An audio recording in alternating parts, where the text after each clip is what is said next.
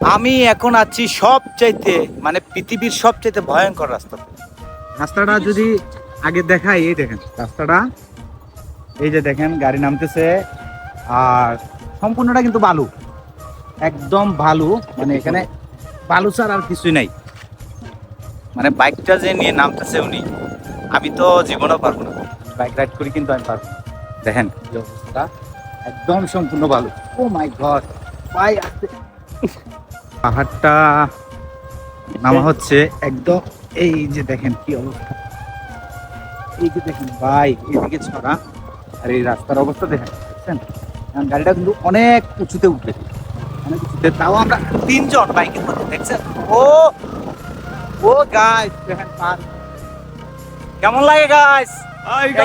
একদিন আইসা ঘুরে যান এরকম রাস্তায়, মনে অন্যরকম একটা শান্তি পাবেন, ঠিক আছে? ও ও এই যে রাস্তা, আমি বাইক ড্রাইভার যিনি আছে উনাকে বাইক কি বলবো, কি বলেছে উনাকে ধন্যবাদ দিব সেটা বুঝতে পারতেছি না।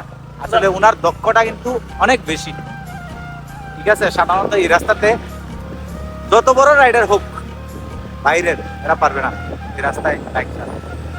পারবে ভাই? না না, অসম্ভব। অসম্ভব।